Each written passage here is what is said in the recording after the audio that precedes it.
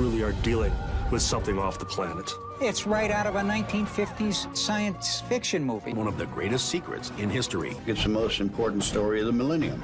What really happened at Roswell? July 1947. A quiet Army nurse is pulled from her rounds and led into a hangar she was never supposed to see. Inside, something is dying, and it is not human. For 26 years, her name vanished from every record that ever mentioned it. Tonight, we open the diary nobody was meant to find and follow one woman from a restricted hangar in New Mexico to a garage in Albuquerque, where her secret sat untouched for decades. This is the story they tried to erase. The diary that surfaced decades later. Here's where the paper trail gets almost cinematic, and honestly, this is the part that keeps researchers up at night. The diary reportedly surfaced at an estate sale in Albuquerque in 1974, the year after Reyes's death, sold off among ordinary household belongings to someone who, by most accounts, had absolutely no idea what they were holding. For decades, it apparently sat completely untouched in a garage, not studied, not protected, not even opened, most likely, just forgotten.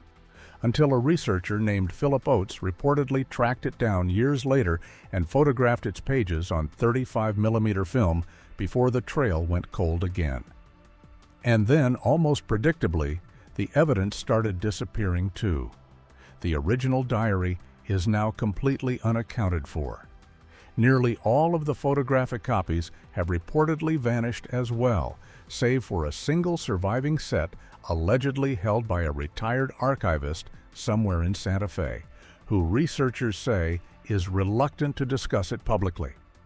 Oates himself is said to have died in 2003, taking whatever additional context he had gathered with him, and this is where the story becomes almost impossible to separate from the question of evidence.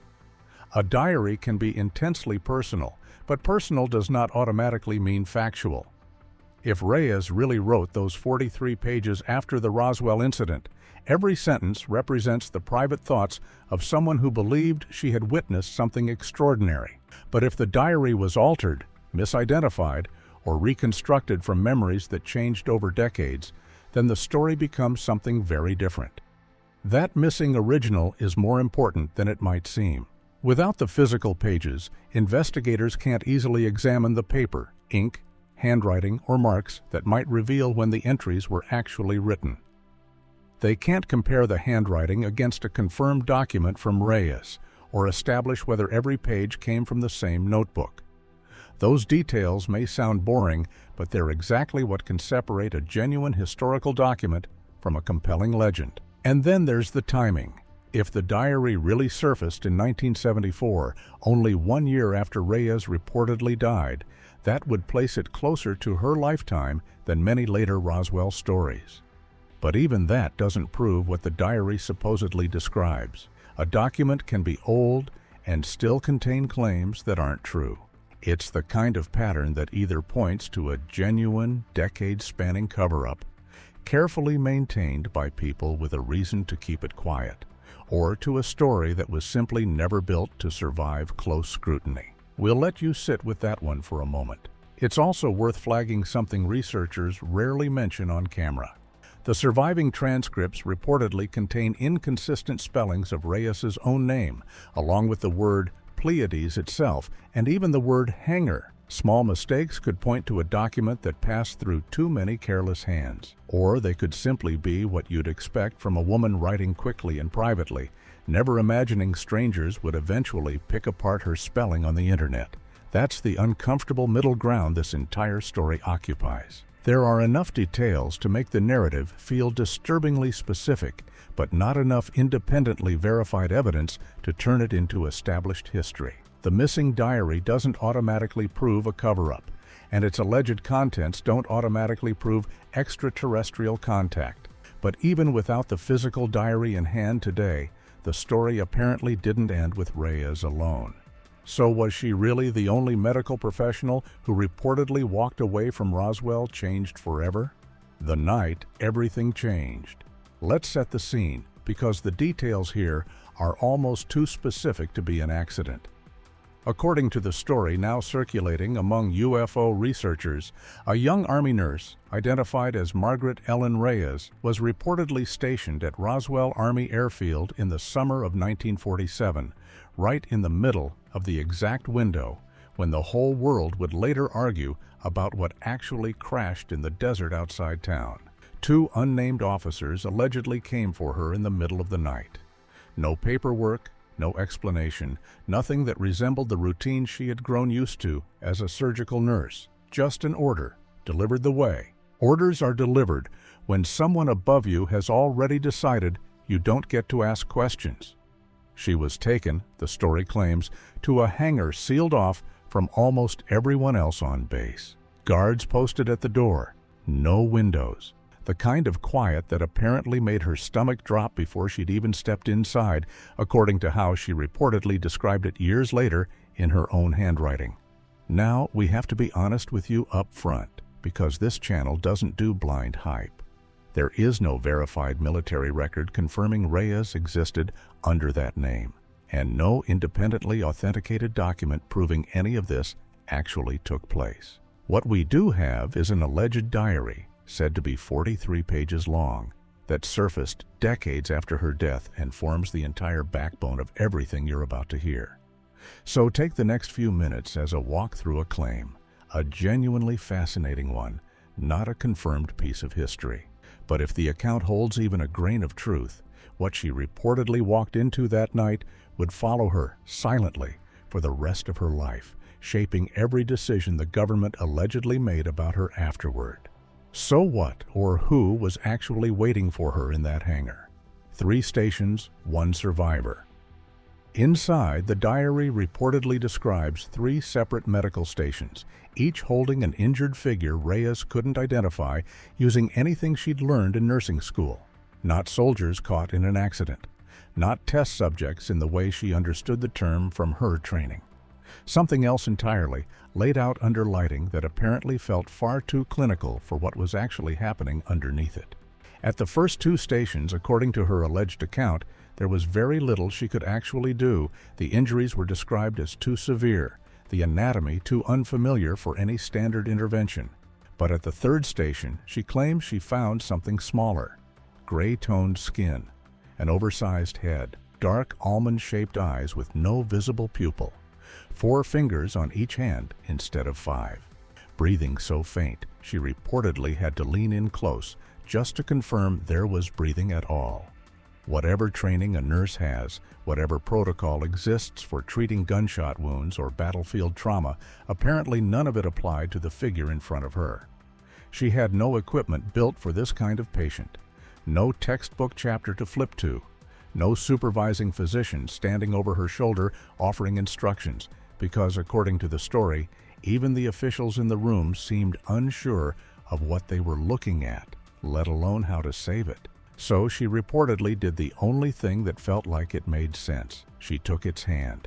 For roughly 40 minutes, the diary claims, she stayed exactly there at that bedside, while officials came and went around her, seemingly unwilling, or maybe just unable, to get any closer than the doorway. Nobody wanted to be the one standing there when it actually happened. She was. There's a detail worth pausing on here, because it's the kind of thing that either makes this story more believable or completely gives it away, depending on who you ask. Reyes reportedly noted that the being never once showed anything researchers would call distress.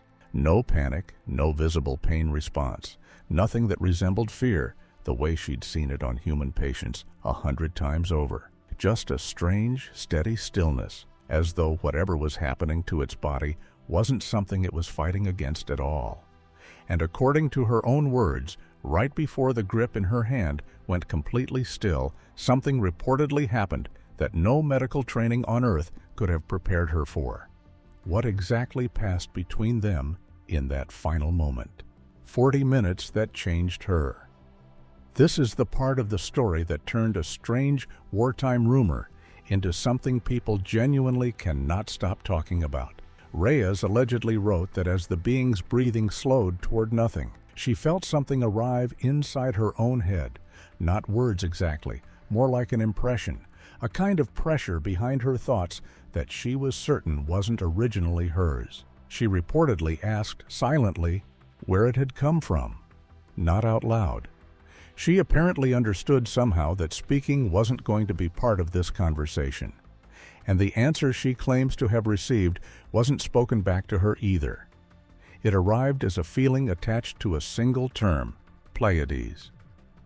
Here's where the story becomes genuinely interesting from a research standpoint, and honestly, it's the detail that convinces even skeptics to keep reading. In her own diary, Reyes apparently crossed that word out, not casually either, deliberately, with what researchers describe as visible pressure on the page, as though she immediately doubted what she'd just written down. Her own notes reportedly show her wrestling in real time with whether that thought had truly come from the dying creature in front of her, or whether grief, adrenaline, and exhaustion had simply written it into her own mind for her. That kind of self-doubt is oddly, almost uncomfortably human, isn't it?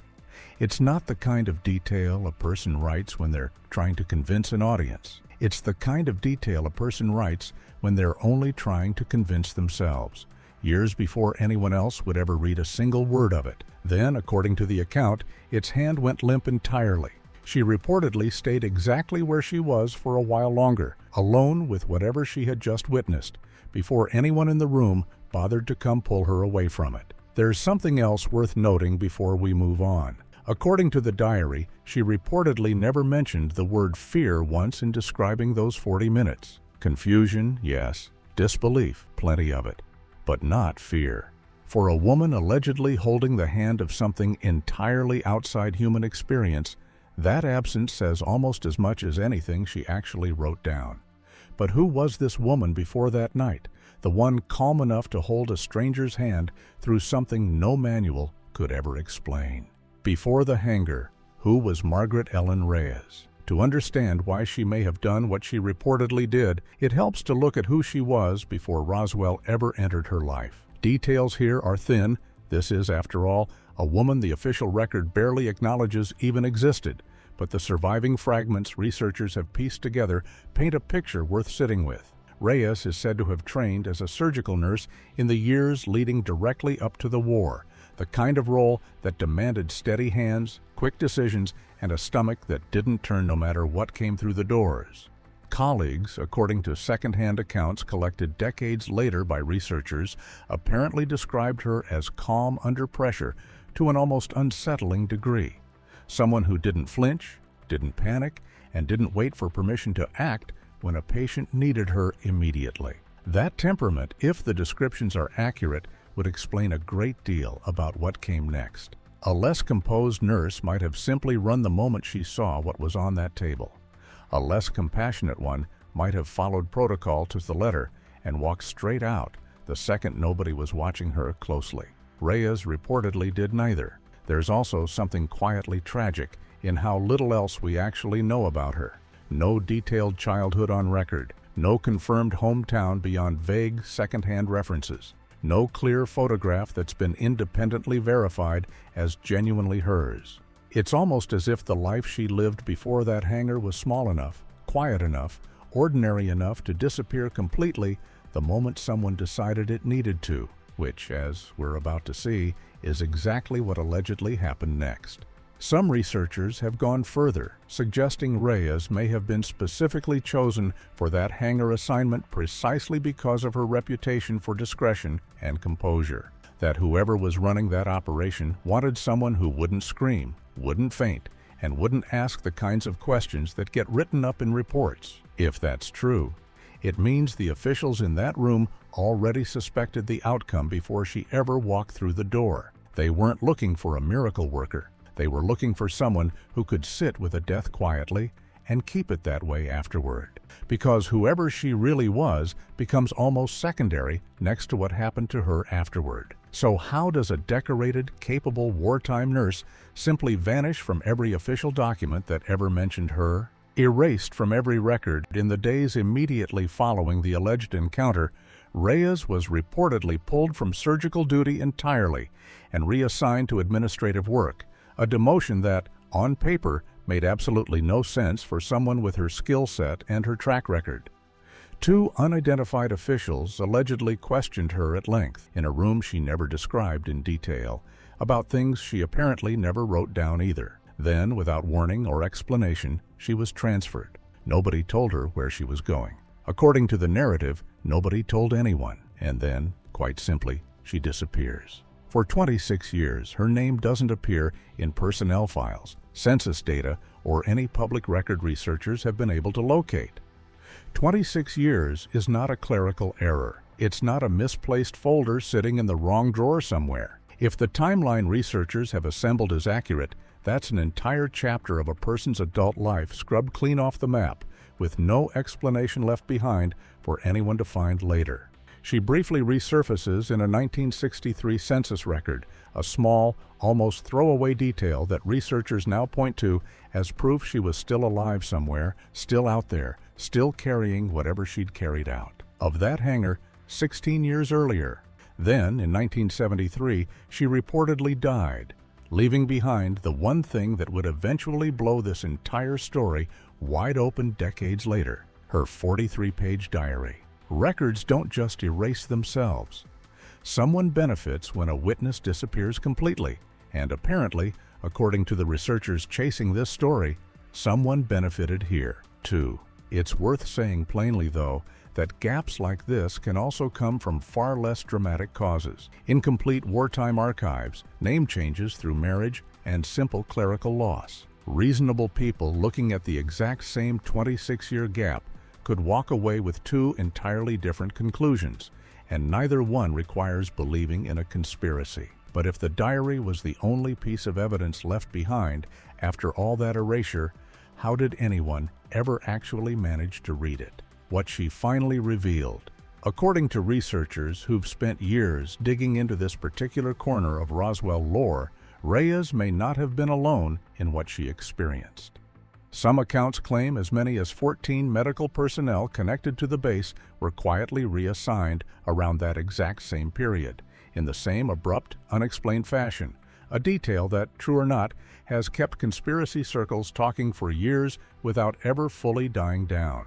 But strip away the reassignments, the missing documents, and the decades of silence surrounding all of it, and what's actually left standing at the center of this story is smaller and somehow heavier. A woman alone in a hangar she was never supposed to enter, choosing to hold the hand of something she couldn't explain, simply because it was dying, and nobody else in that room was willing to. Whether or not you believe a single word of the Pleiades detail, that image is the part of this story that genuinely refuses to let go once you've heard it. Not the cover-up, not the missing files, not even the disappearing photographs. The choice to stay when it would have been so much easier to walk away. If the diary is genuine, Reyes never set out to prove that aliens exist. She set out to make sure nothing, human or otherwise, died completely alone in a room full of people too afraid to get close.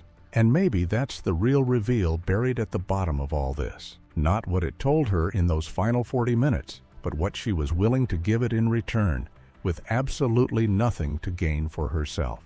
It's easy, watching from decades away with a coffee in hand, to focus entirely on the spectacle, the gray skin, the telepathy, the vanishing photographs. But strip all of that back and you're left with something almost embarrassingly simple. A scared, exhausted young woman in a room she didn't choose, doing the one thing her training and her instincts both told her to do: comfort the dying, whatever species they happen to belong to. Maybe that's exactly why this story, real or not, keeps getting passed around forums and comment sections and late-night video essays decades after it supposedly happened. It's not really a story about Roswell at all. It's a story about the last kind thing anyone ever does for a stranger, and whether anyone would still be brave enough to do it today. So, was Margaret Ellen Reyes a forgotten witness to the greatest secret in American history, or the emotional center of a story built to feel true, whether it happened or not? Either way, one image stays with you long after the video ends. A hand held through the very last breath of something unknown. If mysteries like this one keep you up at night, you already know where to be. Our next deep dive drops soon, and trust us, it's one you genuinely won't want to miss.